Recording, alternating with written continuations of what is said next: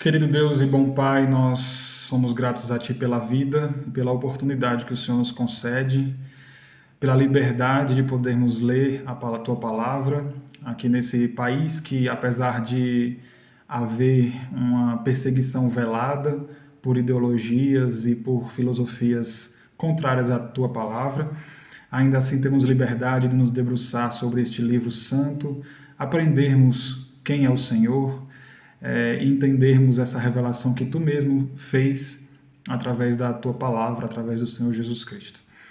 Te pedimos que nos abençoe, que abra os olhos do nosso entendimento para que possamos compreender os Teus ensinamentos, que possamos, ó Deus, através do texto, nos alimentarmos e tirarmos lições para que nós possamos moldar a nossa vida à Tua palavra, Senhor. Permita-nos conhecer-te, ter esse relacionamento contigo, através desses escritos, entender como o Senhor age,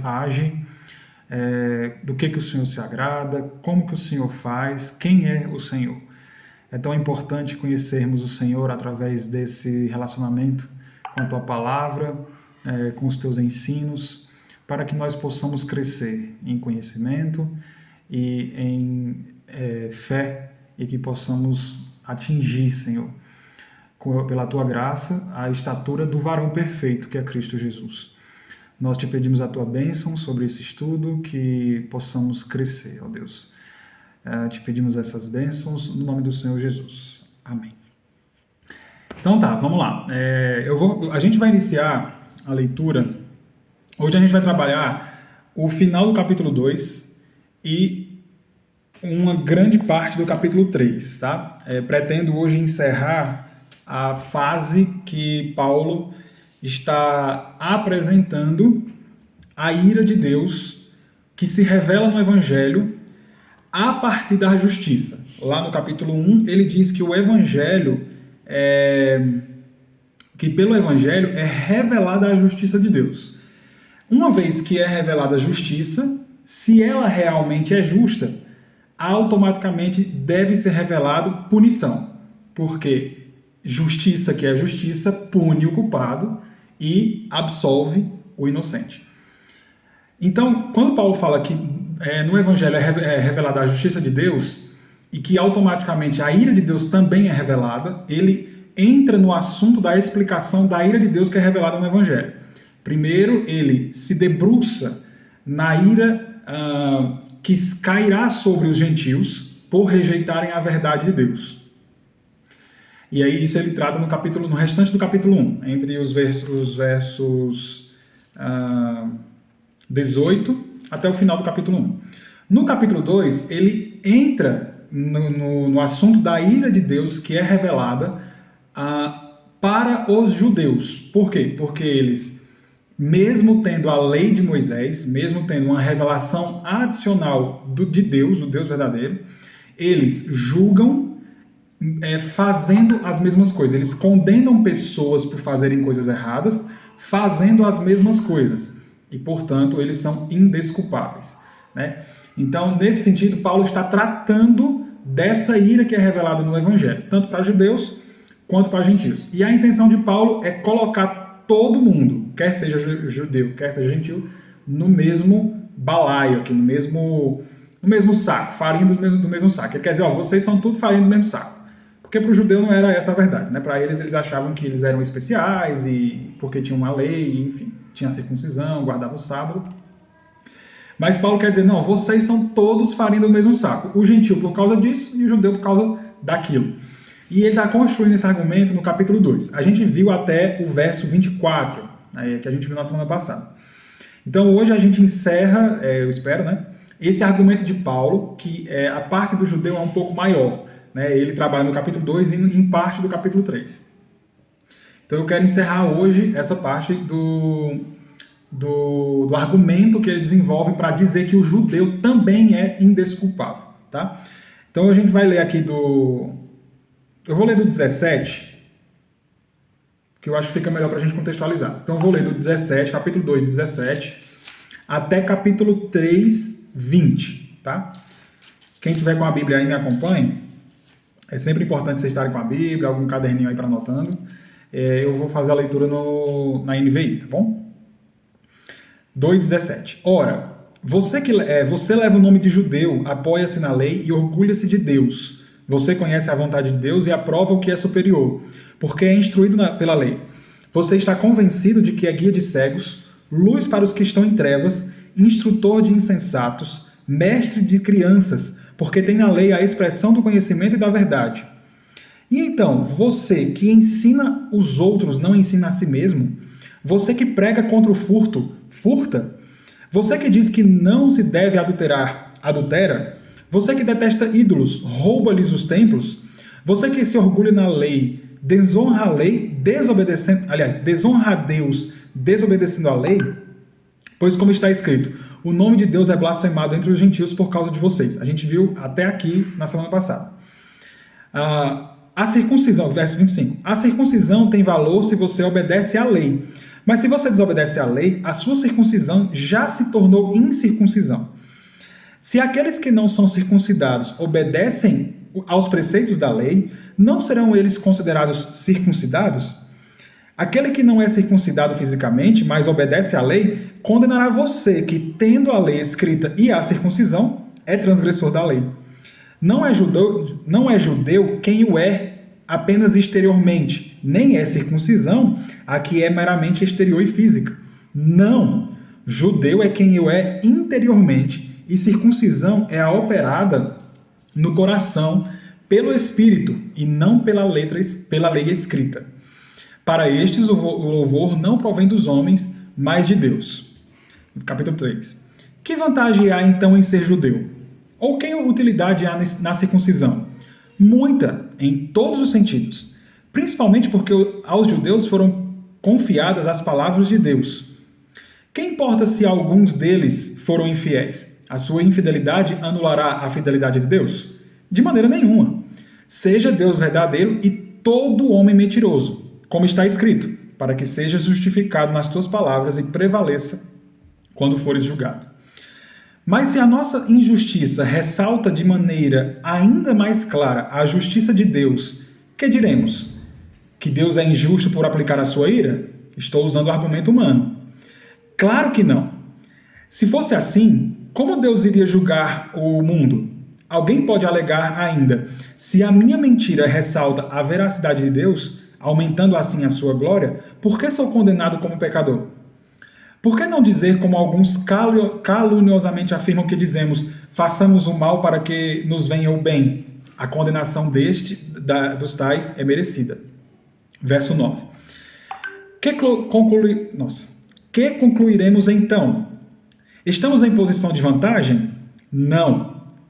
Já demonstramos que tanto judeus quanto gentios estão debaixo do pecado. Como está escrito, não há nenhum justo, nenhum sequer. Não há ninguém que entenda, ninguém que busque a Deus.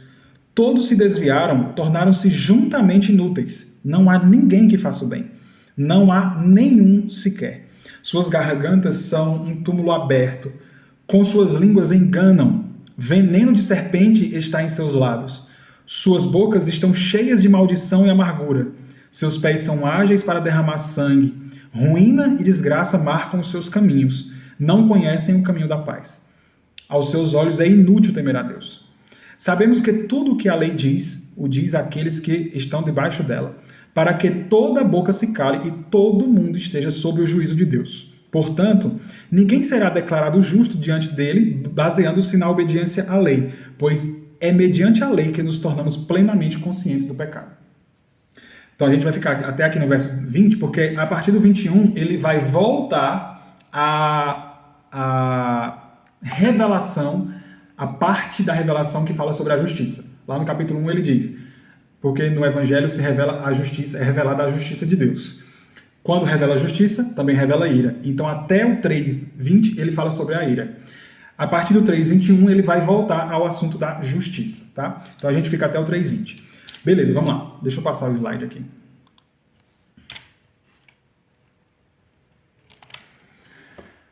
A circuncisão, a gente vai a partir do verso 25, tá? A circuncisão tem valor se você obedece à lei, mas se você desobedece à lei, a sua circuncisão já se tornou incircuncisão.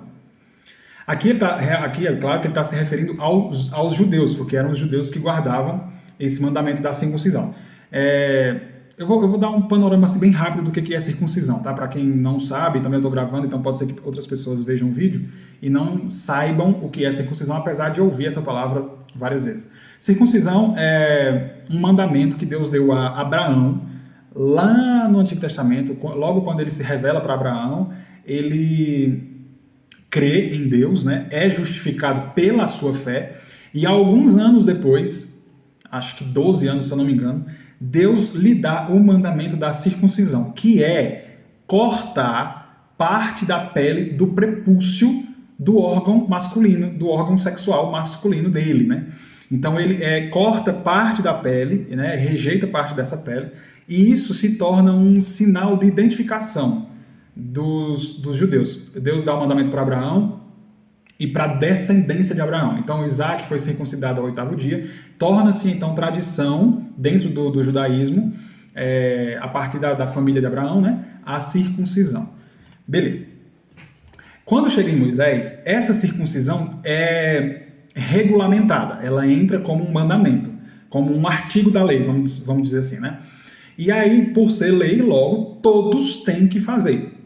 Cumprir a lei, nesse sentido, fazer a circuncisão seria então cumprir parte da lei. No entanto, com o passar do tempo, isso passou a ser algo muito, como que eu posso dizer, sem sentido. Seria tipo fazer por fazer, ou colocar um valor muito maior do que o que aquilo ali realmente era, ou aquilo representava. Por quê? Porque na mesma lei, a mesma pessoa que deu a lei, que foi Moisés, ele diz que tem que fazer a circuncisão no órgão masculino, né? E também era só os homens que faziam isso, né? Só os meninos. Só que também em Deuteronômio ele ensina que o coração deveria ser circuncidado.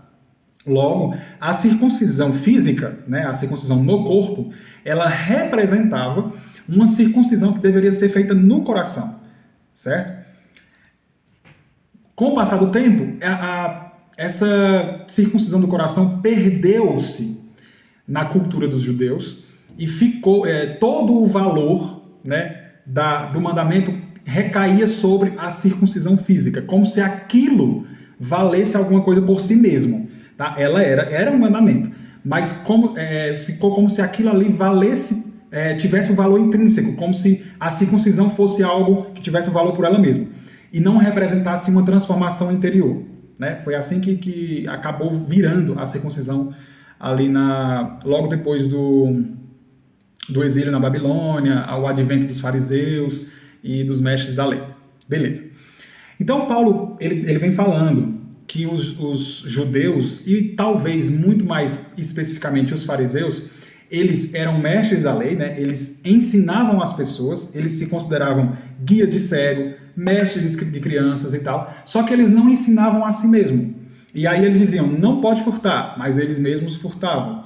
Não pode adulterar, mas eles mesmos adulteravam. E então o que é que Paulo faz? Ele, para continuar no argumento, ele pega um item da identificação dos judeus, né? Um item muito forte. Poderia ser a guarda do sábado, né? Mas ele pega a circuncisão. Talvez a circuncisão fosse um exemplo melhor nesse momento. E ele pega a circuncisão e diz, você não é judeu apenas porque se circuncida. Ou você não pode dizer que é justo simplesmente pelo fato de se circuncidar. O que é que Paulo quer dizer aqui? Que a simples ação ou simples cumprimento de um artigo da lei não quer dizer que isso torna a pessoa justa. Se os judeus, lá no início do capítulo 2, se consideravam justos só porque julgavam as pessoas, né? Paulo fala assim, você acha que só por fato de você julgar os outros, você estará livre da ira de Deus? Então os judeus, geralmente eles achavam que o fato deles julgarem o outro, eles estavam se colocando como pessoas justas. Como se Deus não olhasse para a intenção do coração deles e não julgasse a intenção deles. E aqui ele levanta outro argumento. Você acha que você é judeu só porque você se circuncidou? E aí Paulo diz, não. A circuncisão não tem valor se você só tem valor se você obedece à lei. Mas se você desobedece à lei, ou seja, você obedece um artigo, circuncisão, e rejeita todo o restante, ou alguns outros artigos, a sua circuncisão, ou o artigo que você cumpriu já se tornou incircuncisão, ou já foi invalidado. Aquele artigo que você cumpriu da lei é invalidado automaticamente quando você rejeita o restante. E aí Paulo continua, se aqueles que não são circuncidados obedecem aos preceitos da lei, e aqui ele está se referindo aos gentios cristãos, aqueles no coração dos quais a lei foi gravada, ele fala isso lá nos versos 15, verso 15 do capítulo 2, ele fala sobre isso, né? Os gentios que cumprem naturalmente a lei, porque a lei foi gravada no seu coração. Nós, na semana passada, identificamos esses gentios como sendo os gentios que creram em Jesus e que tiveram a lei gravada no seu coração. Então, esses gentios que não são circuncidados fisicamente, mas mesmo assim eles obedecem aos preceitos da lei, e aqui Paulo usa a palavra preceitos, que significa princípios, por mais que eles não obedeçam ao artigo no sentido externo ou físico, eles não vão lá e cortam uma parte do prepúcio, mas por mais que eles não façam isso, eles atendem ou obedecem aos princípios que aquilo ali representa, ele fala, não serão eles considerados circuncidados? Ora, se eles obedecem aos preceitos, aos princípios da lei, automaticamente o símbolo que aqueles que são representados por aquele artigo, com certeza eles já vão ser considerados como tendo cumprido a parte física. Ele continua no verso 17. Aquele que não é circuncidado fisicamente, ou seja, o gentio cristão, mas obedece à lei, condenará você, judeu, que tem a lei escrita e a circuncisão, mas transgride a lei. Essa palavra condenará aqui, na verdade, é a palavra crino, que significa julgará. Na verdade, Paulo parece dar a entender que o fato de um cristão ou de um gentio que não tem a lei cumprir os preceitos da lei abre uma jurisprudência diante do julgamento de Deus para que Deus diga assim, judeu, você conhece a lei, mas você não a cumpre. Por mais que você tenha se circuncidado, você não cumpre os preceitos ou os princípios que a circuncisão representa. Logo, aquele gentio ali que cumpriu os princípios abre jurisprudência para que eu diga para você, judeu. Isso é Deus falando, tá? Eu estou fazendo um exemplo, tá, gente? Aquele gentio que cumpriu os preceitos da lei abre jurisprudência para que eu possa julgar você, que tem a lei e tem a circuncisão, mas não cumpre a lei, mas não cumpre os princípios da lei. Então Paulo está dizendo exatamente isso. Aqueles gentios que cumprem os princípios da lei, os preceitos da lei, mesmo não fazendo os artigos físicos, vai condenar você. Vai abrir jurisprudência diante do julgamento de Deus para que ele, em comparando os dois, diga, não, é possível sim cumprir a lei. Aquele gentio que nem conhecia a lei cumpriu o princípio da lei, por que você, conhecendo a lei e tendo a circuncisão, não cumpriu? É mais ou menos nesse sentido que Paulo está falando. E aqui existe uma grande tensão entre a ação e a intenção. É uma coisa que a gente precisa observar sempre, eu falei sobre isso nas duas últimas reuniões, e eu vou continuar falando.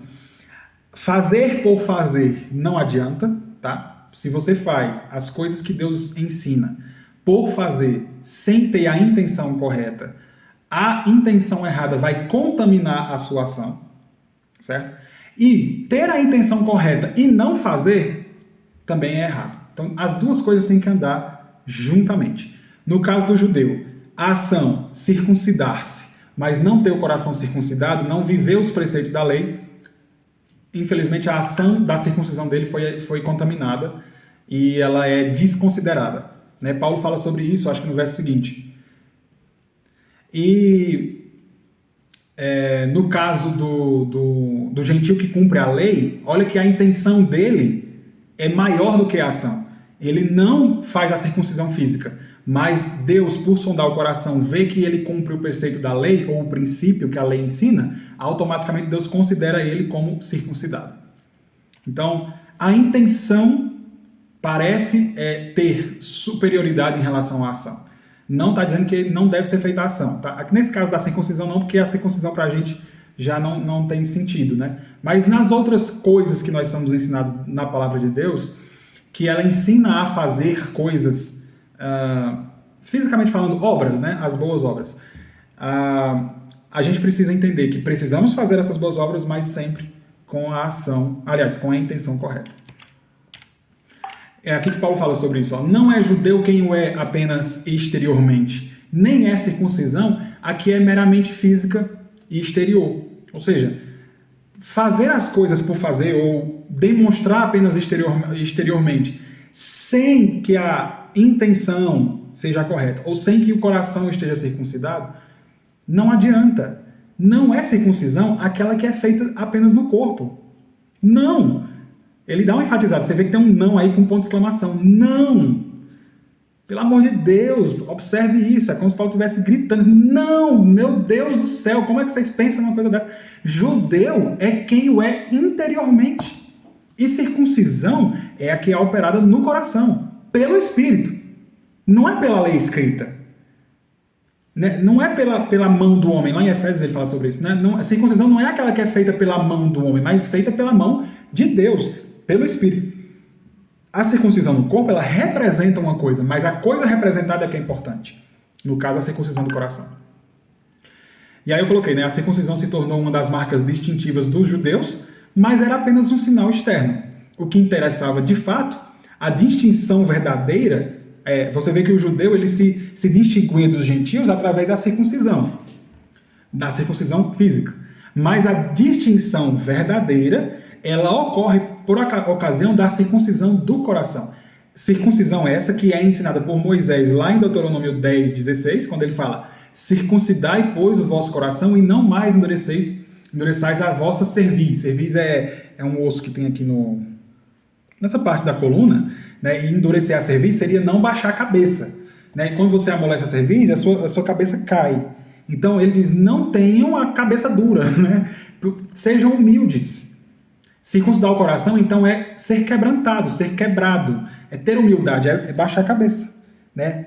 Então você baixa a cabeça, então você amoleceu a cerviz. Quando você, por mais que seja circuncidado, por mais que você cumpre as obras da lei, mas não cumpre o preceito da lei, não cumpre o princípio que a lei ensina através das obras, você está com a cerviz endurecida, né? É muito, muito comum, e os judeus é um exemplo claro disso, as pessoas, ao invés de produzirem um sentimento de humildade e cumprir a lei, acabam fazendo o contrário. Cumprem a lei e automaticamente se ensoberbecem. Tem um ar de arrogância. Então, o cumprimento pelo cumprimento da lei ela gera uma atitude completamente contrária do que a lei quer ensinar. A gente vai ver até o final que a lei quer ensinar a humildade, quer fazer você entender que você não tem capacidade de cumpri-la. E quando você percebe isso, automaticamente você amolece a cerviz e busca misericórdia. A gente vai ver isso lá no finalzinho da nossa aula de hoje. Só que o mero compartilhamento, gente, é a pedra de tropeço que Paulo fala, não é possível. Você é reprovado naquilo que você aprova. Você coloca a circuncisão para cumprir, você cumpre a circuncisão, automaticamente você se exalta. Eu sou circuncidado. Né? Eu sou melhor do que os gentios. É tanto que eles chamavam os gentios de incircuncisos. Né?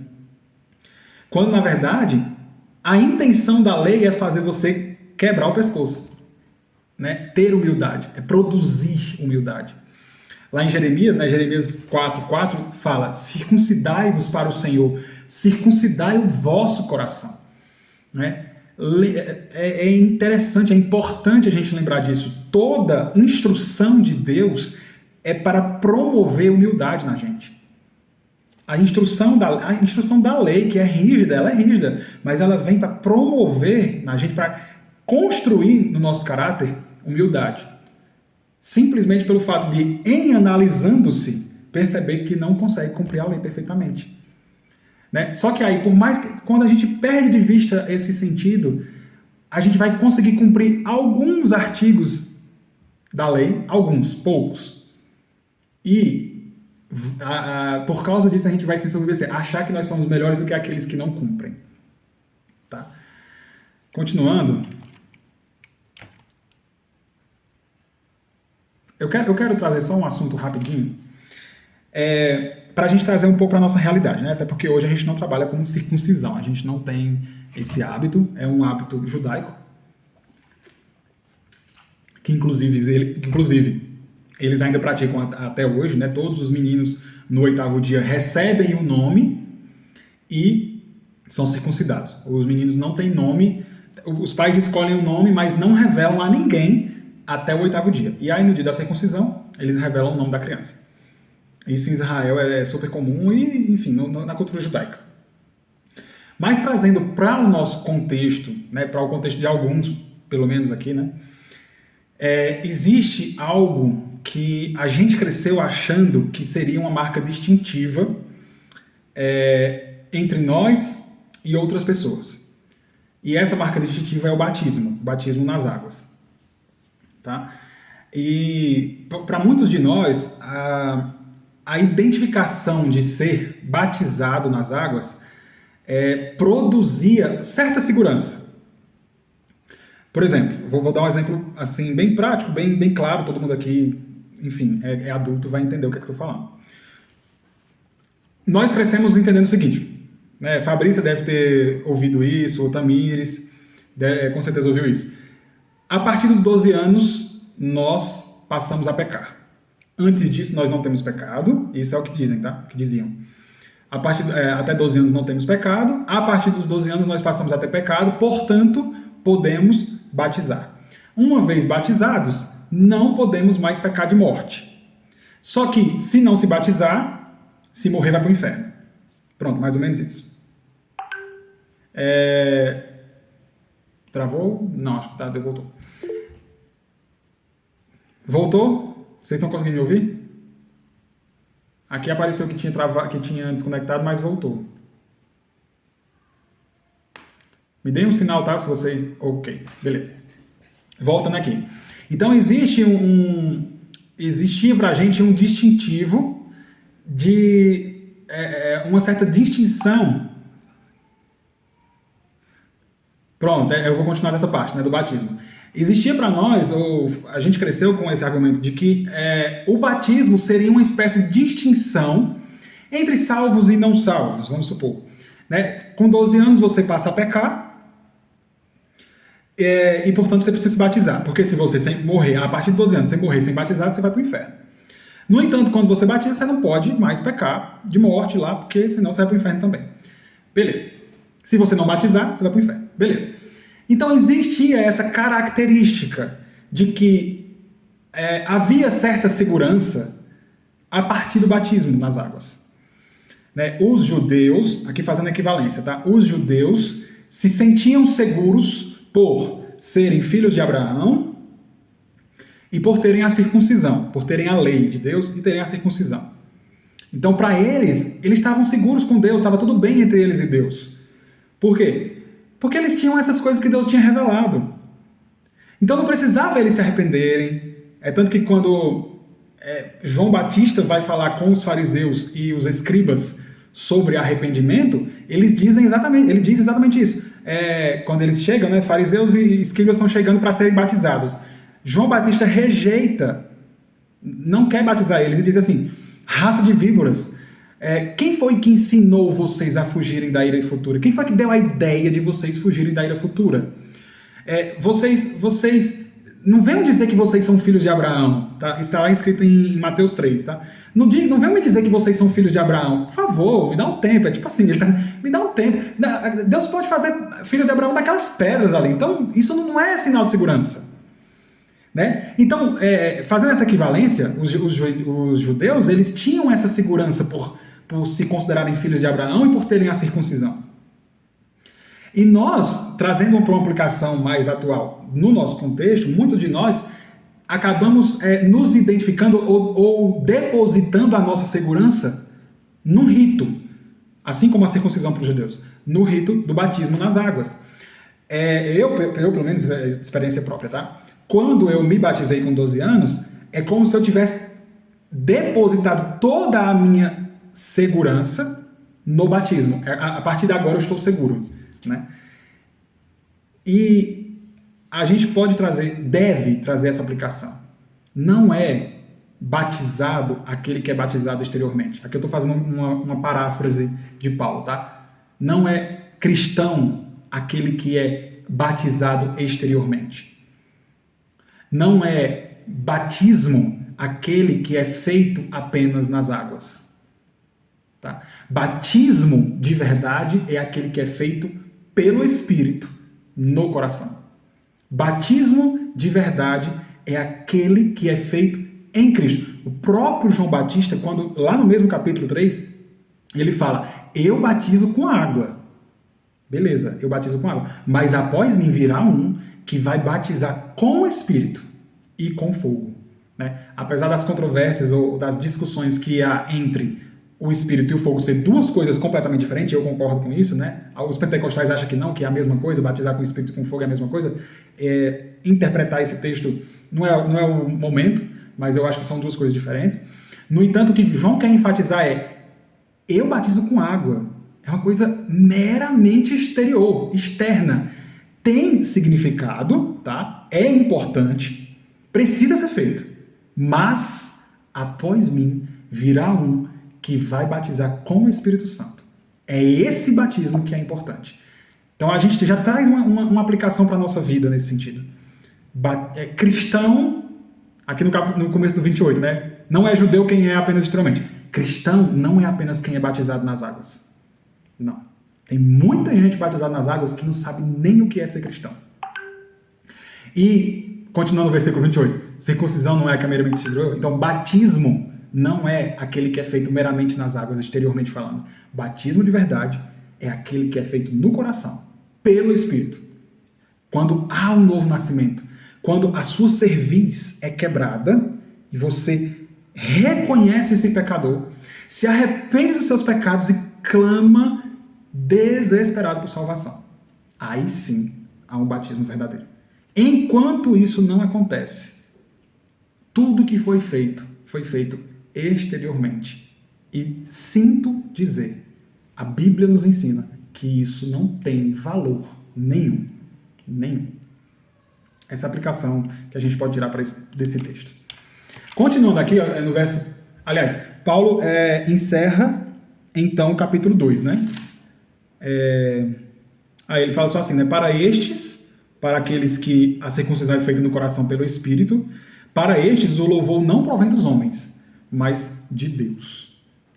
E isso é muito importante, tá? É muito importante a gente observar esse finalzinho do capítulo 2. O louvor aqui é a glória, né? O louvor como elogio, a palavra significa também elogio. O mérito não é do homem, porque na circuncisão física existe a operação feita pelo homem, né? Então, se existe algum elogio a ser dado é para os homens. Agora, quando é feito a circuncisão no coração, e só quem pode fazer isso é Deus através do Espírito Santo, que é Deus, o elogio, o louvor, não é dos homens, não provém dos homens, é de Deus. Louvor apenas a Deus, provém de Deus. Aí Paulo Paulo não encerra o texto, tá? No original é o texto corrido, Paulo continua falando, os argumentos aqui estão se encaixando, só que aí foi feita essa divisão posteriormente, séculos e muitos séculos depois, para que a gente consiga encontrar o texto melhor. Infelizmente, algumas vezes a quebra do capítulo não é no melhor lugar, né? E aí às vezes a gente perde o fio da meada, mas por isso que eu quis continuar aqui. A gente agora vai entrar no capítulo 3, mas é o mesmo texto, a mesma ideia, o mesmo argumento, vai continuando. Então Paulo vem falando da circuncisão, né? Lembra, a gente não pode perder o fio da meada, tá? Paulo está dizendo, vocês judeus dizem que são guia de cegos, que são mestres de crianças, que ensinam as pessoas, mas vocês ensinam as pessoas e não ensinam a si mesmos. Vocês dizem que não pode furtar e furtam, vocês dizem que não pode adulterar e adulteram. Vocês não cumprem a lei. Vocês ensinam a lei, mas não cumprem a lei. Quer ver? A circuncisão, vocês são circuncidados, mas a circuncisão de verdade não é a que é feita exteriormente. Vocês precisam ter o coração de vocês circuncidados. Então vocês não cumprem o preceito da lei. Quem está cumprindo o preceito da lei é o povo que crê em Cristo. Os gentios que não têm a lei nem têm a circuncisão, mas mesmo assim obedecem aos preceitos da lei. E aí, Paulo diz que a circuncisão exterior não tem valor nenhum. Beleza. Aí alguém aqui, na verdade é esse personagem que Paulo criou lá no início do capítulo 2. Ele está conversando com um judeu que ele criou ali para ter um diálogo. E aí essa pessoa faz a pergunta: qual é, pois, então, a vantagem do judeu? Ou então, para que serve a circuncisão? Se você está dizendo que a circuncisão exterior não vale nada, então para que ela serve? Ou então, para que a lei serve? E aí Paulo vai e responde: a vantagem é tem muita vantagem. E de todas as maneiras, sobre todos os aspectos. Principalmente pelo fato de que vocês, judeus, nós judeus, ele era judeu também, né? A vocês foi confiado os oráculos de Deus. Então há muita vantagem. O fato de Deus ter se revelado especialmente aos judeus traz aos judeus grandes vantagens. Vocês têm muito mais conhecimento sobre Deus do que os gentios. Os gentios não conheceram Deus, eles tiveram oportunidade de conhecer que havia um Deus, que há um Deus, criador de todas as coisas. Eles olham para a natureza, isso fala no capítulo 1, tá? Olha para a natureza e dá para saber que tem um Deus. Só que não dá para saber quem é esse Deus e como ele é. Agora vocês não. Vocês receberam a lei de Moisés, vocês têm muito mais revelação, vocês estão, muito mais na vantagem. Né? Então, em relação aos gentios, os judeus, os israelitas, né, tiveram muito mais vantagem de acordo através da quantidade de revelação e da qualidade da revelação. Existe a revelação natural que tanto os judeus quanto os gentios tiveram, que é olhar para a natureza e ver que existe um Deus, que é eterno, porque existe o tempo, ele só pode ser alguém fora do tempo. Só alguém fora do tempo pode criar o tempo, então ele precisa ser eterno. Dá para você ver isso na criação. Dá para ver que é um Deus poderoso, que é um Deus inteligentíssimo e tem um bom gosto danado, porque olha para a natureza, só coisa linda, né? Então você consegue ter alguns relances desse Deus, mas a qualidade da revelação mosaica, a qualidade da revelação da lei é muito superior. Você aprende sobre o que esse Deus gosta, do que ele gosta, como ele quer que a gente viva. Em vários aspectos da vida, seja no âmbito familiar, no âmbito social, no âmbito religioso, no âmbito político, tem revelação para tudo quanto é coisa. Por isso que Paulo fala, em todos os aspectos vocês estão na vantagem. Por quê? Porque vocês têm revelação, muito mais revelação do que os gentios. Tanto que ele fala lá no capítulo 9, versículos 4 e 5, ele traz uma lista de vantagens dos judeus, né? Que pertencem aos judeus a adoção, a glória, as alianças, a legislação, que é a lei de Moisés, o culto. Deus revelou para os judeus como que ele queria que ele fosse cultuado. Os gentios não tinham essas informações. As promessas, ou seja, tinha profecia, os oráculos de Deus, né? Foram confiados os oráculos. Judeus guardavam e guardam profecias, promessas de Deus, que Deus revelou. Eles têm muito mais conhecimento não só do momento, mas do futuro, do que Deus faria no futuro. Eles estão em vantagem. A eles também pertenciam os patriarcas, né? Inclusive os patriarcas, eles têm um papel importantíssimo, porque Deus continua amando os israelitas de hoje, inclusive, justamente por causa dos patriarcas. Está escrito lá em Romanos que Deus ama os israelitas por causa dos patriarcas. Então eles têm um papel importantíssimo. E isso coloca os judeus, os israelitas, numa vantagem muito grande. E também deles descende o Cristo, deles os judeus, né? Descende o Cristo segundo a carne, o qual é sobre todos Deus bendito para todos sempre. Amém. Então, Paulo está querendo dizer, olha, vocês têm vantagem sim. Daqui a pouco, a gente vai ver que toda essa vantagem, infelizmente, não foi aproveitada pelos judeus. O que é que acontece? Deus deu... Gente, é muito parecido com o que Davi fez quando ele pecou com Batseba. Só para fazer um paralelo, tá? Ele adulterou com Batseba e isso desencadeou uma série de pecados, mentira, né? Que culminou no homicídio de Davi com Urias, né? Que era o marido de Batseba. E quando Natan foi repreender Davi, ele vai falar, Deus falando através de Natan, né? Você tinha tudo, eu lhe dei tudo, as mulheres que você queria, eu lhe dei. E se fosse insuficiente, eu teria dado mais. Só que você não respondeu da maneira adequada. Aconteceu a mesma coisa com os judeus. Os judeus receberam revelação receberam muito mais revelação e estavam, portanto, numa vantagem astronômica em relação aos judeus, só que responderam negativamente, não responderam de maneira adequada. E também a gente tem uma aplicação para a nossa vida hoje. Nós hoje temos ainda mais revelação do que os judeus daquela época. Nós temos Cristo, que é a revelação máxima de Deus.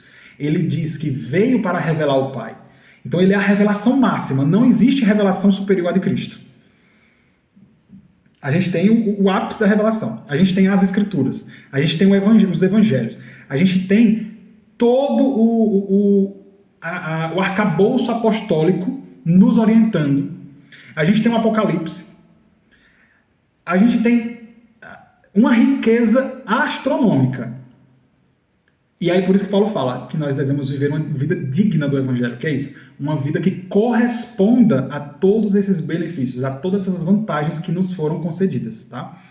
A gente não pode fazer como os judeus infelizmente fizeram.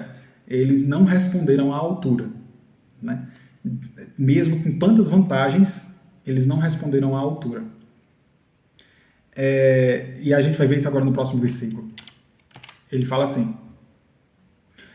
Deixa eu ler aqui o anterior para a gente não perder aqui o fio da meada. Qual é, pois, a vantagem do judeu? Qual é a utilidade da circuncisão? Muita, sob todos os aspectos. Principalmente porque aos judeus foram confiados os oráculos de Deus. Aí ele continua. E daí se alguns não creram? A incredulidade deles, porventura, vai desfazer a fidelidade de Deus? Ou seja, ele está dizendo o seguinte, Deus revelou aos judeus. Muitos não responderam à altura. E daí, por acaso, o fato de alguns judeus não responderem à altura vai desfazer a fidelidade de Deus? Vai mudar Deus? Não, claro que não, de maneira nenhuma. De maneira nenhuma. Seja Deus verdadeiro e todo homem mentiroso. A fidelidade de Deus é fiel, ele é imutável, tá? Então, se ele fala, uma vez falado, ele vai cumprir. Isso é muito bom, é importante a gente entender isso. Por quê? Porque isso sim nos dá segurança. Né? Ao invés de a gente se segurar nas nossas obras, né, naquilo que a gente acha que faz para agradar a Deus, angariando de alguma forma algum benefício dele, a gente deve se segurar no que ele diz. Por quê? Porque ele é fiel. Uma vez que ele diz, ele mesmo ensina na palavra dele, né? Que nós devemos ser sim, sim, não, não, não. Então, se ele diz, se ele falou que está falado, ele vai fazer. Não existe ninguém que impeça. Lá em Isaías está escrito, querendo Deus operar. Quem? Quem impedirá? Então, ele permanece fiel apesar da nossa infidelidade.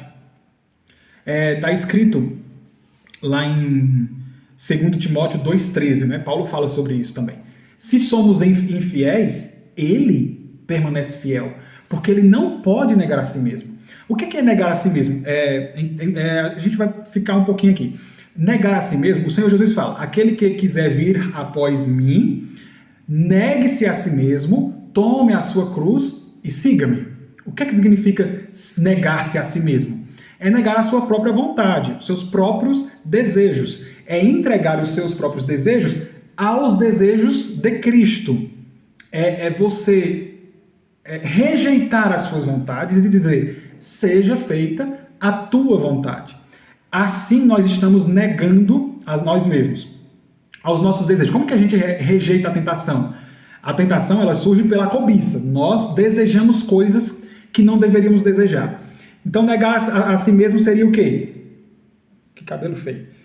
Negar a si mesmo seria o quê? Rejeitar o nosso desejo e dizer, Senhor, seja feita a tua vontade. Agora, como que Deus vai negar a si mesmo? Ele não pode fazer isso. Ele vai dizer, seja feita a vontade de quem? Tem que ser feita a dele. Então, Paulo diz isso a Timóteo, lá na segunda carta de Timóteo. Se nós somos infiéis, ele permanece fiel. Por quê? Porque ele não pode negar-se a si mesmo. Se ele disse, é a vontade dele, o que ele diz é a vontade dele. Ele disse, está dito. Ele falou, está falado. Ele vai fazer. Independente de qualquer coisa. Apesar da nossa infidelidade. É por isso que Paulo fala, se alguns não creram, A incredulidade deles vai desfazer a fidelidade de Deus, ou seja, vai colocar em xeque o que ele falou? Absolutamente. Não tem como isso acontecer. De maneira nenhuma, seja Deus verdadeiro e todo homem mentiroso. Deus é verdadeiro. Tá falado, não tem pra onde correr. Lá em Números, no capítulo 23, está escrito, né? Se eu não me engano, quem falou isso aqui foi Balaão. Apesar de ser um falso profeta, tudo que ele profetizou se cumpriu e ele falou algumas verdades, mas era um falso profeta. Mas ele falou uma verdade. Deus não é homem para que minta, nem filho do homem para que se arrependa. Acaso ele fala e deixa de agir? Acaso ele promete e deixa de cumprir? Né? Ele não tem a síndrome do político, que promete coisas e depois não cumpre. Não. Se ele falou, ele vai fazer. Ele permanece fiel. Nisso a gente deve se segurar. É nisso que deve estar a nossa segurança. Porque, eventualmente, nós seremos infiéis. Eventualmente, nós vamos tropeçar. Mas o que nos garante que ele nos levantará? A palavra dele. Ele disse, o justo cairá 7 vezes e 7 vezes ele será levantado. E o fato de Deus não mudar nos dá segurança. Porque se ele fosse mutável, né, se ele mudasse, podia ser que qualquer dia desse ele amanhecesse de mau humor e dizer, eu não quero mais conversar com esse povo. Né? Às vezes a gente faz isso. Agora, ele não é homem para que ele se arrependa do que ele falou. Logo, isso nos dá segurança. Se ele disse, quem crê em Jesus será salvo, acredite, quem crê em Jesus será salvo. Acredite. Mas ele faz isso, beleza. Não se preocupe. Quem crê em Jesus será salvo. Ele mesmo vai se responsabilizar por isso. Ele mesmo, Deus, que falou isso, vai atrás daquela pessoa e vai tratar aquela pessoa. Não sei como, vai tratar. Mas ele vai ser salvo. Isso aí é com ele, não depende da gente. Se for eu, o obstinado, ou você, se você crê em Cristo como seu único e suficiente Salvador, descanse, você será salvo. Agora, se a sua vida ainda não é digna do Evangelho, dessas verdades que foi revelada, não se preocupe, você vai ser disciplinado, porque você tem um pai. Você não é bastardo. Né? E tem um pai que é pai de verdade, não é esses pais de hoje em dia que deixa o filho fazer o que quer, não. Ele vai atrás de você e vai te disciplinar, vai te corrigir. Tá? Então, por quê? Porque ele é fiel. Se ele falou que vai salvar, ele vai. Então ele vai atrás da pessoa, não se preocupa não.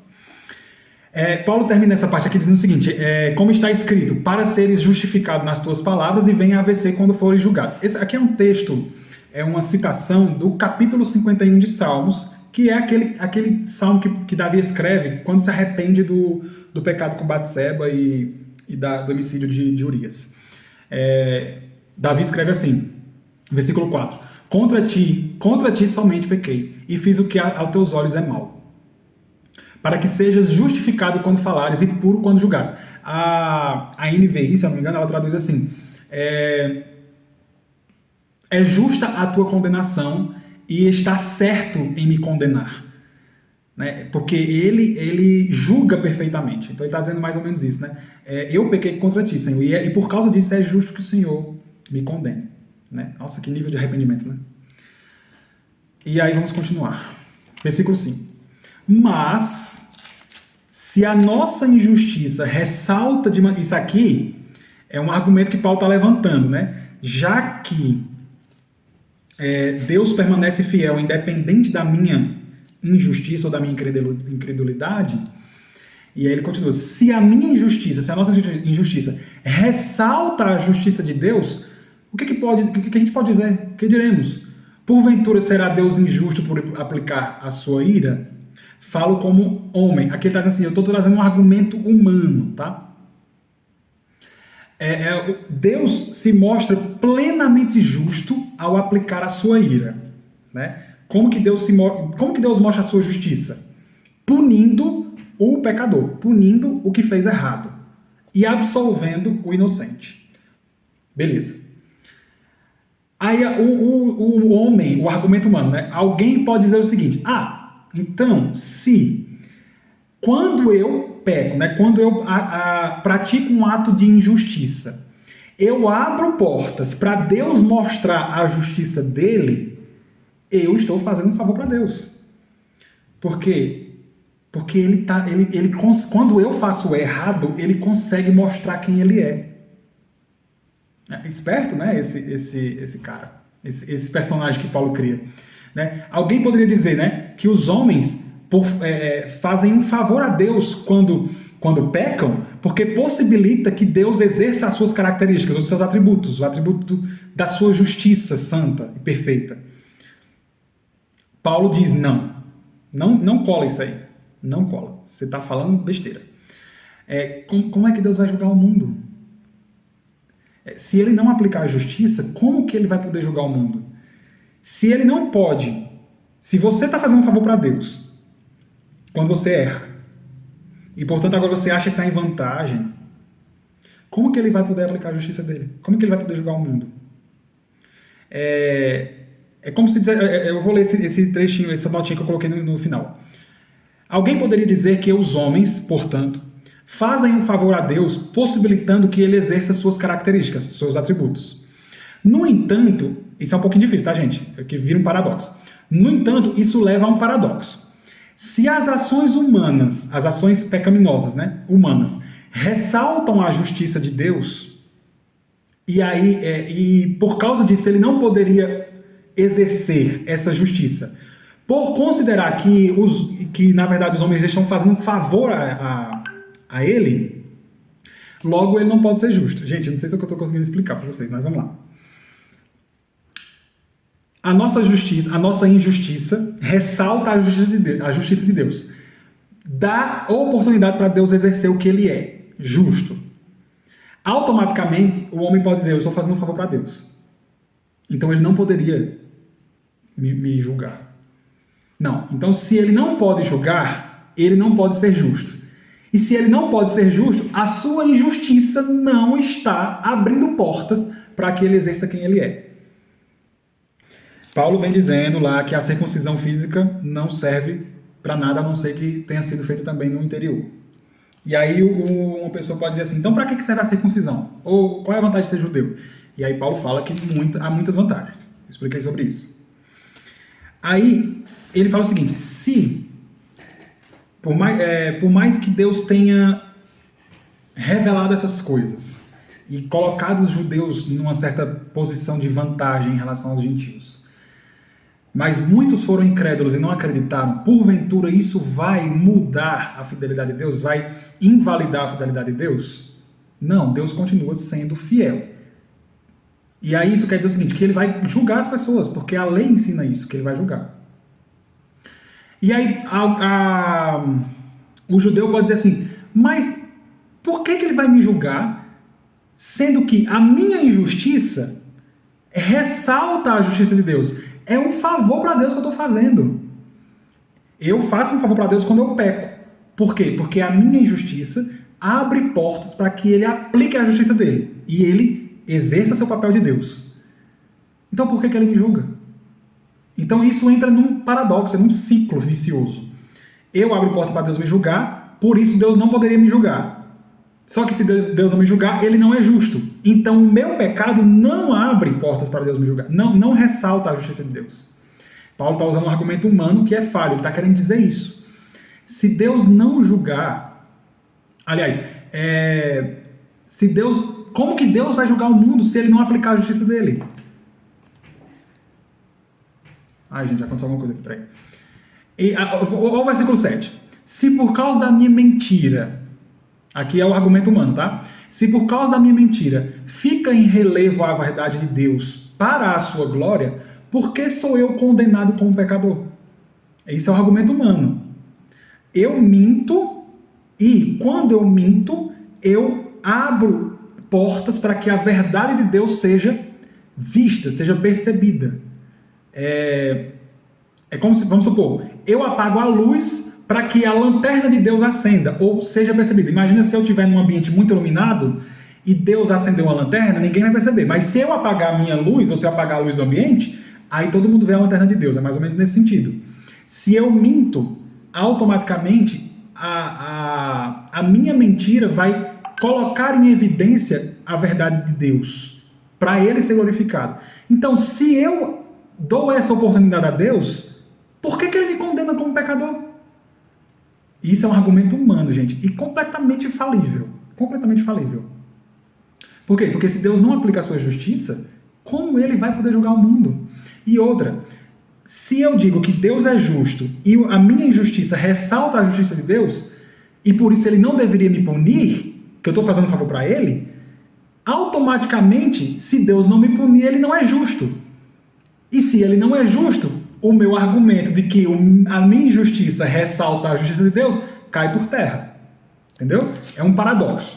É meio filosófico. Eu acho melhor a gente passar direto. E aí Paulo entra no versículo 8. E por que não dizemos, como alguns caluniosamente afirmam que nós fazemos, pratiquemos males para que venham bens? A condenação destes é justa. Esse texto é confuso, mas vamos lá. O que é que acontece, gente? Paulo é um exímio pregador da justificação pela fé somente. Ele ensina que não existe meio de salvação a não ser através da fé em Jesus Cristo e no sacrifício que Jesus Cristo fez.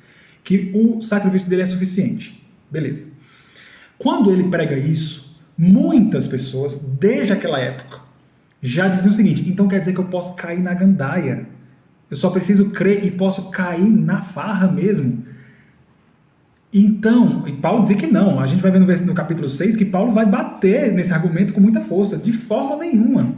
Ele usa até um termo que diz assim: de jeito nenhum, jamais vocês podem pensar uma coisa dessa. Megenoito. Nunca vocês podem pensar nisso. Só que a gente vai ver isso lá no capítulo 6.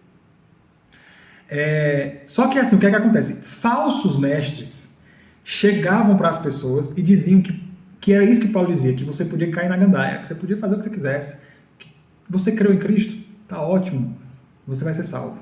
Paulo nunca disse isso, gente. Paulo nunca disse isso. Mas ele era acusado de dizer isso. E aí, tinham dois grupos que abraçavam essa afirmação. O primeiro grupo era o grupo dos judeus, ou dos cristãos judaizantes, que condenavam Paulo usando esse argumento. Paulo sai por aí dizendo que vocês podem fazer qualquer coisa, que vocês estão salvos só porque vocês creem em Jesus. E eles queriam acusar Paulo disso. Beleza? Outro grupo era o grupo dos que transformaram o evangelho numa espécie de filosofia grega, neoplatônica, que separava o espiritual do material. Isso é o proto-gnosticismo. É uma heresia que surgiu naquela época, que quase acabou com a igreja. Quase. Assim, no segundo século, terceiro século, quase acabou com a igreja. Foi por muito pouco. É porque o Senhor Jesus já tinha profetizado que o diabo e o mal nunca prevaleceria contra a igreja, e aí, portanto, ele guardou a igreja dessa mentira que é o gnosticismo. Mas por muito pouco. E o gnosticismo é uma espécie de filosofia grega, neoplatônica, que separa, que é dualista, né? Que separa o material do espiritual. E isso está presente nos nossos dias, tá, gente? Está muito presente nos nossos dias. Não morreu essa heresia. Essa heresia não morreu. Pelo contrário, ela nunca esteve tão viva. Né? Certo? E aí o que é que acontece? Existe a filosofia neoplatônica, que diz que o mundo ideal, o mundo das ideias, é o mundo perfeito, o mundo espiritual, né? É o mundo perfeito.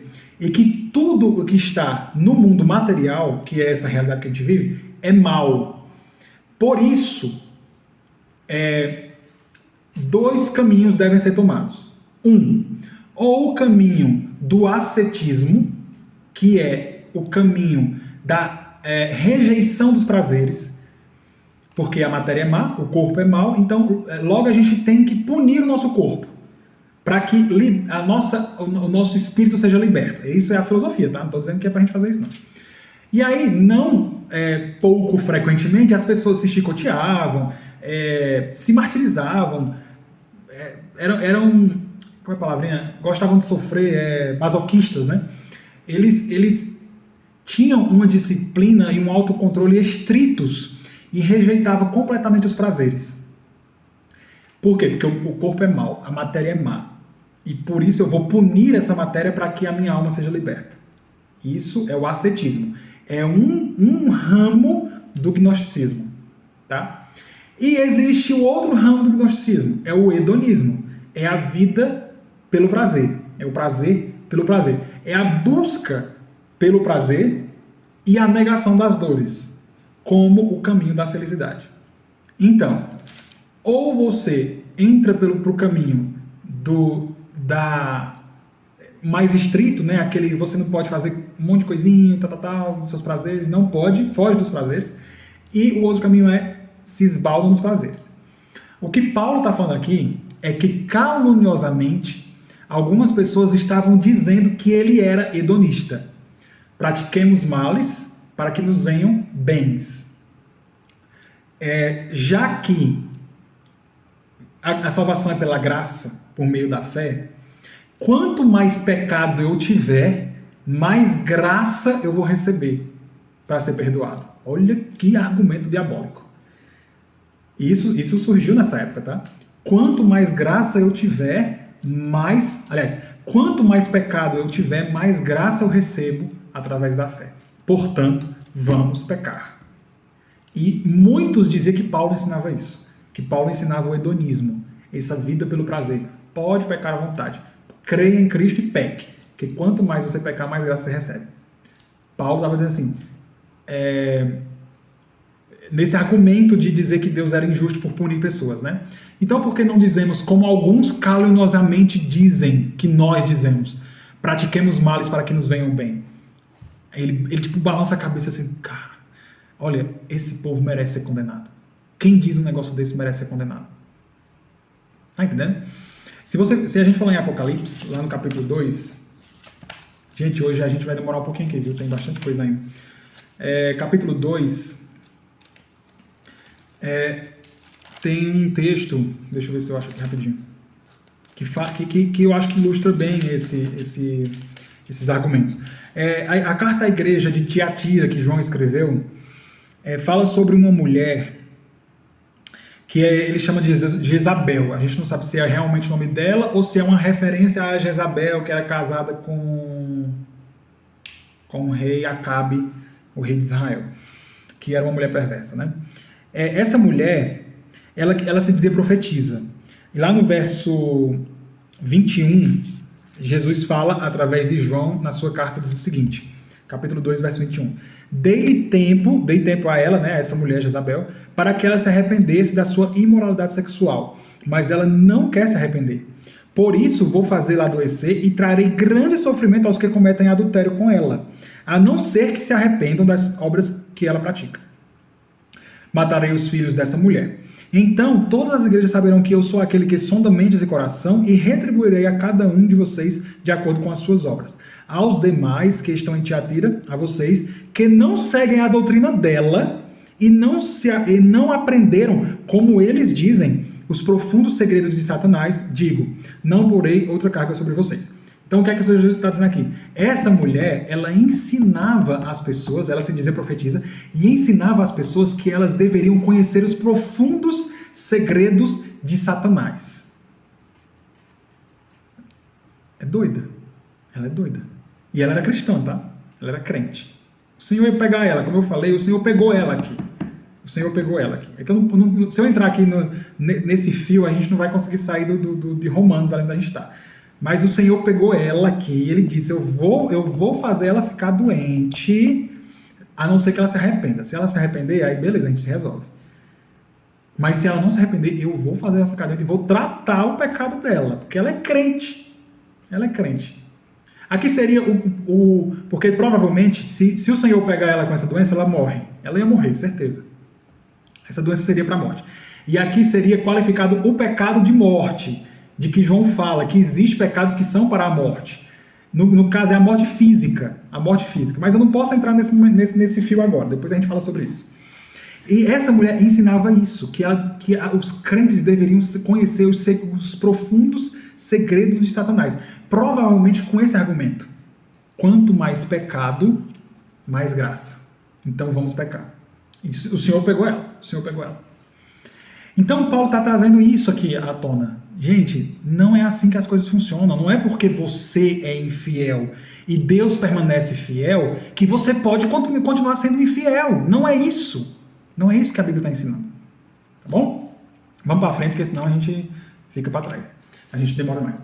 Então, o que se conclui? Então vamos concluir com o argumento. Paulo, vamos concluir o argumento que já deu. Temos nós qualquer vantagem? A gente acabou de dizer que tinha, que o judeu, aqui nós aqui é os judeus, tá? Que Paulo é judeu. A gente falou que tinha várias vantagens em relação aos judeus, aos gentios. E aí Paulo fala e diz, não tem nenhuma vantagem, de forma nenhuma. Ué, como assim, Paulo? Você tá, nesse tanto falou que tinha, e agora está dizendo que não tem? Tem muita vantagem, porque Deus deu essas vantagens em relação aos gentios. No entanto, vocês não aproveitaram essa vantagem. E agora, infelizmente, a gente não tem mais vantagem nenhuma. É isso que ele está querendo dizer. Vocês não cumpriram, vocês não viveram de acordo com essa revelação, portanto, vocês perderam a oportunidade. Mais ou menos isso. Nesse sentido. Já que vocês não viveram da forma que deveria, vocês perderam as vantagens. E aí ele diz, não, a gente não tem mais nenhuma vantagem. A gente já demonstrou aqui que tanto gentio como judeu, ou ele fala, né, tanto judeus como gregos, aqui é gentios, né, estão debaixo do pecado. São tudo farinha do mesmo saco. Você pode ter a lei, você pode ter a circuncisão, você pode guardar o sábado, você pode não comer porco. Vocês estão tudo no mesmo balaio dos gentios. Tudo. Aí ele fala, ó, ele vai trazer agora vários textos do Antigo Testamento para provar que isso é verdade. Que os judeus também estão, os judeus e os gentios, né, estão todos juntos no mesmo balaio. Aí ele fala, como está escrito, não há justo, nenhum sequer, nem um único sequer. Não há quem entenda, não há quem busque a Deus. Todos se extraviaram, a uma se fizeram inúteis. Não há quem faça o bem, não há nem um sequer. É importante a gente frisar esse nem um, que não é aquela palavrinha nenhum junta. Né? É nem um único, nem um ser humaninho, pelo amor de Deus, não há nenhum. Nem um. Não há nem dois, né? Nenhum. Aqui Paulo está trazendo Salmos 14, versos 1 a 3, Salmos 53, 1 a 3, é exatamente o mesmo salmo, tá? É o mesmo texto, ipsis literis, o 14 e 53 são iguais. E também Eclesiastes 7 e 20. Eu não vou ler esses textos porque a gente não vai dar tempo, mas se vocês puderem depois, deem uma olhadinha, porque aí vocês vão entender o contexto. Paulo está pincelando vários versos de partes diferentes do Antigo Testamento, mas quando você olha o todo, fica bem mais interessante.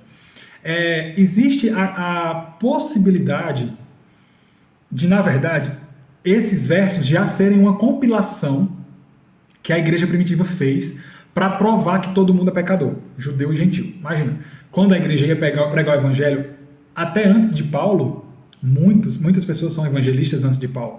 Então é possível que a igreja já tenha pegado esses versos no Antigo Testamento para dizer, ó, tá vendo? Todo mundo já está no meio balaio. Não adianta você achar que é filho de Abraão. Ah, não preciso me arrepender porque eu sou filho de Abraão. Não. Todo mundo é pecador. Então é muito possível que a igreja já tivesse compilado esses versos e Paulo utiliza isso na sua carta. Tá bom? É possível que não tenha sido também. Isso é uma hipótese que os teólogos levantam. Verso 13. Suas gargantas são um sepulcro aberto. Com a língua urdem engano. Veneno de víbora está nos seus lábios. Aqui ele está citando Salmos 5, 9. Verso 14. A boca eles a têm cheia de maldição e de amargura. Salmos 10, 7. Verso 15. Versos 15, 16 e 17, né? São os seus pés velozes para derramar sangue. Nos seus caminhos há destruição e miséria. Desconheceram o caminho da paz. Aqui ele está citando Isaías 59, versos 7 e 8. Se vocês não lerem nenhum desses aqui do Antigo Testamento, nenhum desses salmos, por favor, leiam pelo menos Isaías 59. Eu queria ler aqui, mas eu acho que já são 10 e 20, não vai dar tempo. Que é um texto um pouco longo. Não leiam só o versículo 7 e 8, não. Leiam o capítulo todo. É muito ilustrativo, é muito importante. Isaías já está dizendo para todo mundo pecou, todo mundo está perdido, não tem o que fazer. É importante vocês lerem pelo menos Isaías 59. E aí, verso 18. aos seus olhos é inútil temer a Deus. Paulo está citando aqui Salmo 36, versículo 1. Tá bom? Esse PDF vai estar lá na biblioteca virtual. Quem quiser depois estudar esses textos, entender o porquê que Paulo está trazendo esses argumentos, porque isso é importante para que nós conheçamos a nossa real condição diante de Deus. Aqui Paulo está falando sobre nós. Ele não está falando sobre um desconhecido qualquer, ele está falando sobre você. Então, esses argumentos aqui encaixam-se na sua vida. Então, dá uma estudada, dá uma analisada, vê, tenta se identificar com alguns desses. Tenha humildade, não tenha a cerviz endurecida, baixa a cabeça, olha para esses textos e diz, é mesmo, realmente é verdade. No fundo, não há quem faça o bem. As pessoas que fazem o bem, geralmente elas fazem para angariar prestígio, para buscar louvor. É um bem contaminado. É verdade, todo mundo é inútil. Não há quem busque a Deus, é mesmo. As pessoas buscam o próprio bem. As pessoas vão buscar Deus para conseguir coisas materiais.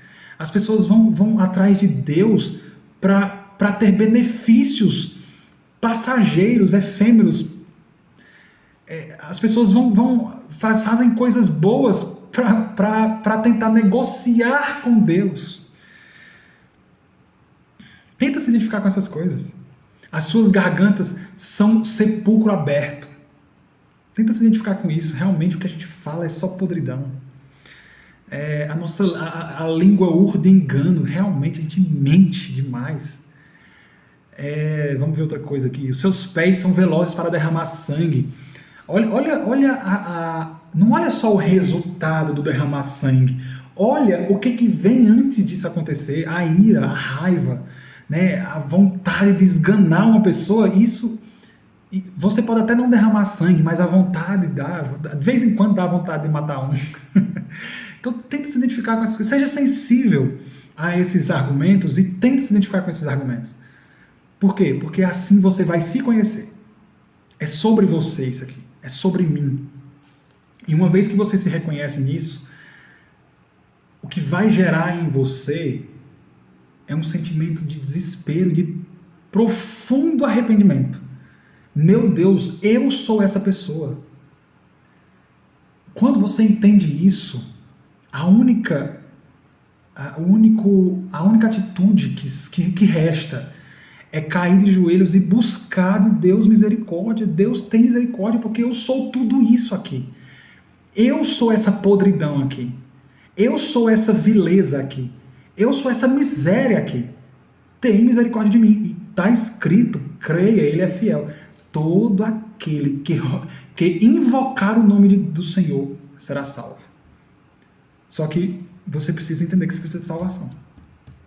Enquanto você não entender que você precisa de salvação, não tem nem por que você buscar salvação, você não sabe que precisa. Agora, quando você se conhece, quando você olha para esses textos e se identifica, eu te garanto, você vai entender que você precisa de um Salvador. Aí você vai gritar por um, você vai procurar um socorro. Você não pode se salvar, então você vai procurar socorro. Vamos correr aqui, que falta acho que 2 slides ainda. Não sei se é 2. Não, esse é o último, né? A gente vai encerrar aqui. Aí Paulo encerra o argumento da ira de Deus, tá? Ele começou lá no capítulo 1, o evangelho revela justiça e também revela ira. Aí ele vem correndo desde o capítulo 1, verso 18, até aqui. Agora ele arremata o argumento. Ora, sabemos que o que a lei diz, o diz àqueles que estão debaixo dela, para que se cale toda boca e todo mundo seja culpável. Acabei de dizer isso. A lei, ela quer mostrar que você é digno, merecedor de punição. É isso que a lei faz. É para que você fique, zip, calado, pianinho, humilde, escondidinho assim, meu Deus, eu preciso, eu mereço ser condenado, eu mereço ser condenado. Tem misericórdia de mim. É para isso que a lei serve. Para que... Deixa eu só ver esse comentário aqui da Sandra Alves, rapidinho. Quando Deus rasga o véu dos nossos olhos, é que enxergamos que não somos nada diante de sua grandeza. Exatamente isso. A gente vê um contraste, né? O contraste que há em cumprir a lei por cumprir apenas e a arrogância que isso gera, e entender que não consegue cumprir a lei e a humildade que isso gera. Né? É um contraste grande, assim, você consegue ver a diferença. Né? E Paulo está dizendo exatamente isso. Foi para isso que a lei foi dada, para que vocês saibam que vocês não conseguem cumpri-la. Que o padrão de Deus, porque a lei é a vontade de Deus, a lei é o padrão excelente, santo, perfeito de Deus. Então, quando ele revela isso para os homens e diz assim, eu quero que vocês façam isso, e nenhum consegue fazer, a única atitude da pessoa que reconhece que não consegue fazer é ficar caladinho e dizer, eu mereço ser punido, porque a lei é justa e eu sou culpado. E se a lei é justa, Deus é justo e eu sou culpado, Deus inocente, se ele é justo, ele inocenta, ele absolve o inocente, mas ele pune o culpado. E se eu sou culpado, eu mereço ser punido. Então Paulo construiu todo esse argumento para chegar aqui. Aqui é o ápice da miséria do homem, aqui é o ápice da escuridão, da podridão do ser humano pecador. Você precisa reconhecer que você precisa de punição. Quando o desespero chega no limite, aí é que ele vai trazer o que a gente vai ver na semana que vem, que é a justiça de Deus. E agora vai se manifestar uma justiça que provém de Deus, que não vem da lei, que não vem do cumprimento da lei, porque é impossível alguém cumprir a lei perfeitamente. E aí, vamos só terminar aqui o texto, né? Ora, sabemos que tudo que a lei diz, o diz àqueles que estão debaixo dela, para que se cale toda a boca e todo o mundo seja culpável perante Deus. Todos estão farindo o mesmo saco. Todos, gentios, judeus, não tem nenhum. Todos são culpados diante de Deus. Visto que ninguém será justificado diante dele por obras da lei, em razão de que pela lei é que vem o pleno conhecimento do pecado. Fazendo um paralelo aqui para a nossa realidade. Como que você pode saber que alguma coisa é errada? Vamos supor, deixa eu ver aqui uma coisa... Não pensei em nenhum exemplo, eu sou horrível de exemplo. Mas deixa eu pensar aqui rapidinho, ver se eu consigo... Beleza.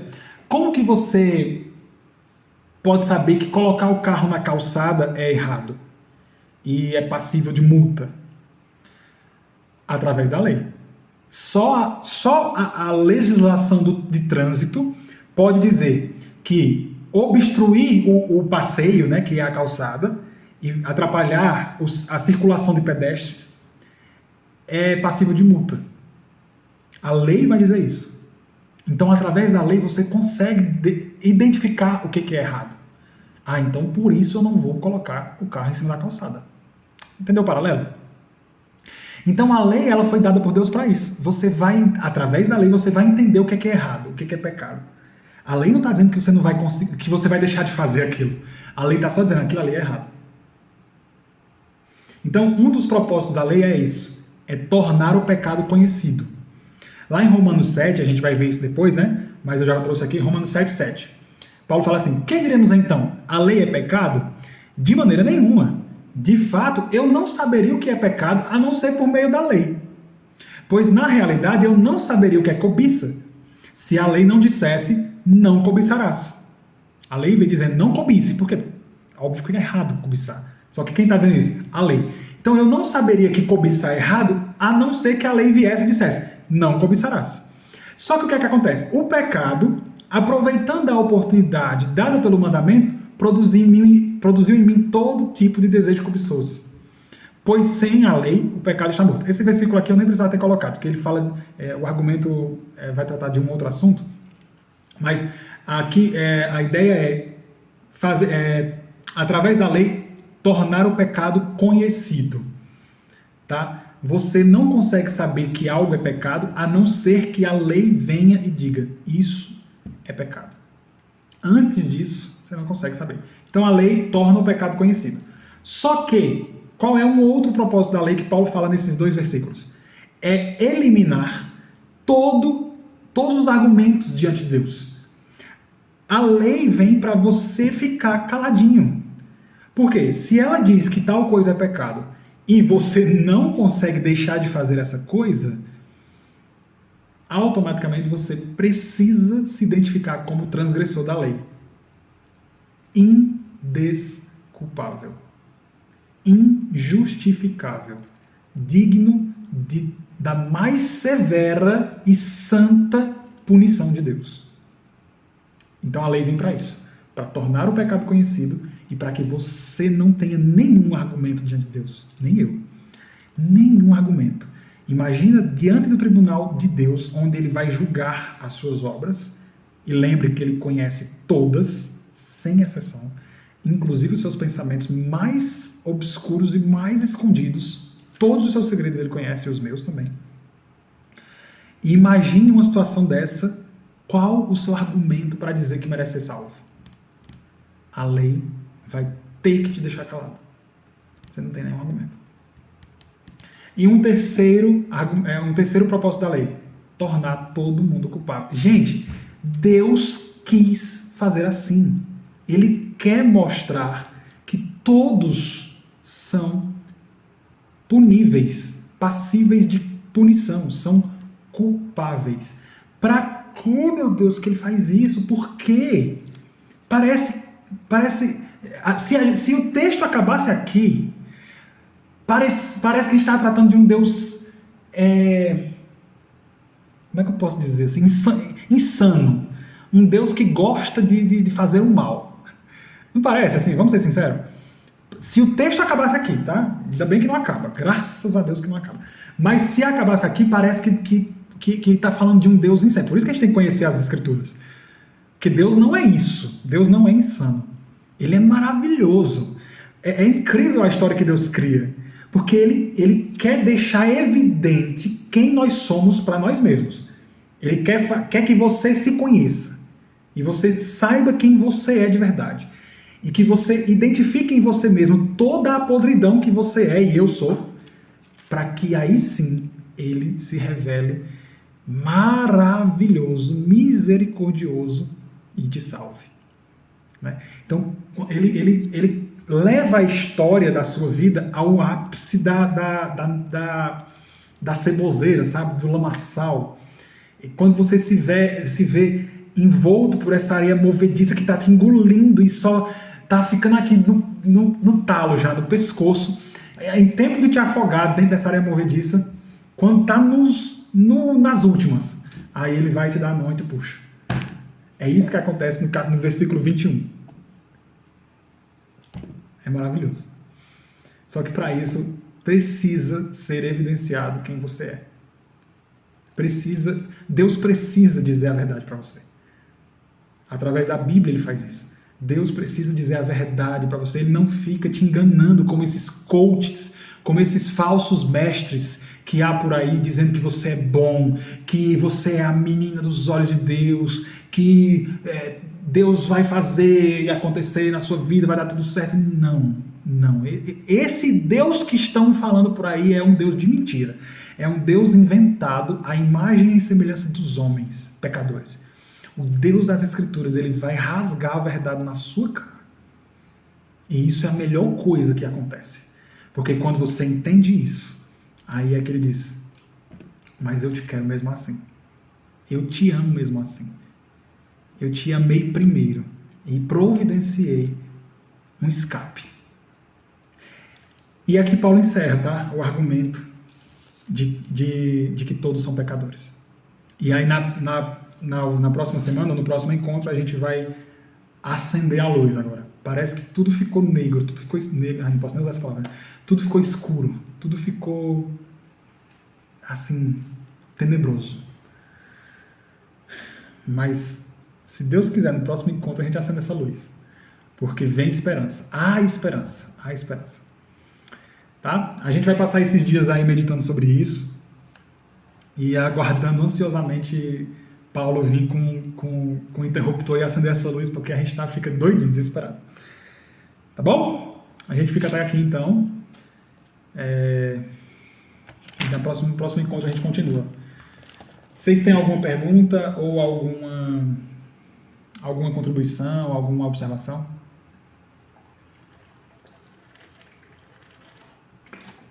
Não? Então tá. A gente vai fazer a oração então para agradecer. Espera. E só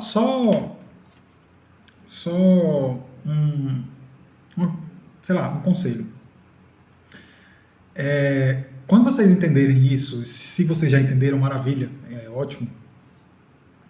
Não deixem de falar para as pessoas, tá? Para os outros. Claro que depende muito do momento, depende muito da pessoa. Você tem que ter ali um jogo de cintura para falar essas verdades, porque isso machuca demais. O evangelho, ele machuca, ele vem para quebrar nosso ego, para quebrar nossas pernas. E assim, quando a gente entende a boa notícia, né, que é dada depois da má notícia, a gente vê que quebrar nossas pernas é a melhor coisa que pode acontecer. Mas até que isso aconteça, até que a gente entenda o todo do evangelho, dói muito, dói muito. Mas não deixem de falar para as pessoas, porque o evangelho é o poder de Deus para a salvação. E tem muitas pessoas enganadas por aí, achando que, por exemplo, o fato de terem sido batizados nas águas, como a gente comentou, está tudo bem entre ela e Deus. Ou o fato de terem recebido algum milagre de Deus, algum benefício, e Deus faz mesmo, como se isso fosse suficiente. Só que não é, gente. Essas pessoas estão enganadas. Elas estão colocando as suas esperanças e a sua segurança em algo que não é a coisa certa. Só há um poder para a salvação, é o Evangelho. O Evangelho ele vem falando a verdade sobre você e depois vem falando a verdade sobre Deus. E o que ele fez para salvar.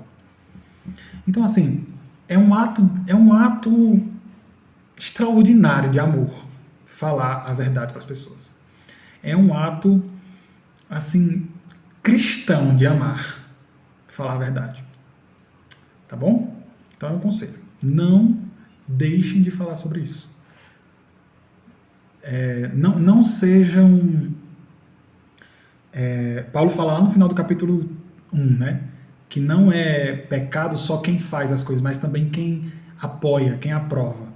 Então, não aprovem o pecado dos falsos mestres que dizem mentiras para as pessoas, afagando o ego, ou trabalhando na mentalidade das pessoas uma coisa que não é ensinada pela palavra de Deus. Não contribuam com isso, pelo amor de Deus. Sejam luz, sejam sal da terra. Mudem a perspectiva das pessoas que estão ao redor de vocês. A não ser que elas não queiram, tá? Aí tudo bem, você vai falar o que tem que ser falado, as pessoas rejeitam, beleza, aí você realmente bata a poeira e vai para outra pessoa. Mas não bata a poeira antes de falar, tá bom? Vamos fazer a oração para a gente agradecer então? Me acompanhe, tá bom? Senhor, querido Pai, nós olhamos para a Tua palavra e nos identificamos com as verdades que são ditas, sobre quem nós somos, sobre o que nós nos tornamos por causa do pecado. E isso gera em nós um grito desesperado por salvação. Louvamos o Teu nome porque Tu mesmo já providenciou a salvação através do Senhor Jesus. Ele que é o nosso Senhor e que é o centro da mensagem do Evangelho, que é o centro da vida daqueles que creram na mensagem do Evangelho, em quem todas as esperanças e a segurança estão depositadas. Não a nós, Senhor, não a nós, mas ao Teu nome seja dada a glória. Nós Te louvamos porque não merecíamos tamanha obra, tamanho favor, tamanho amor, tamanha misericórdia. Mas fomos alvos da Tua misericórdia, pela Tua graça. E somos felizes, Senhor. Porque uma vez que nós tivemos o nosso ego desmontado e as nossas pernas quebradas a ponto de nós cairmos de joelho diante do teu trono, gritamos por socorro, vimos a tua mão ser estendida a nós, nos salvando. E cremos que se o Senhor iniciou essa boa obra, o mesmo Senhor há de completá-la. Então depositamos em Ti a nossa confiança, a nossa gratidão, a nossa esperança e a nossa segurança, sabendo que o Senhor não começa a obra e para pela metade, que o Senhor a concluirá até o Teu dia, nos fará perfeitos. Louvamos-te pela Tua palavra, pelas verdades que ela nos ensina e evidencia, e pela possibilidade de crescermos em fé e em obras, para que o Teu nome e somente o Teu nome seja glorificado. Agradecemos a Ti por tudo, dá-nos uma boa noite, um bom descanso, e que essas verdades sejam fonte de mudança para nós no nosso dia a dia, que não seja apenas o ouvir, mas o praticar, que isso seja refletido em nossa vida, nas nossas atitudes, e que Cristo seja esculpido em nós e mostrado ao mundo através das nossas palavras e atitudes. Louvamos a Ti por todo o bem e te agradecemos por tudo, te pedimos em nome de Jesus.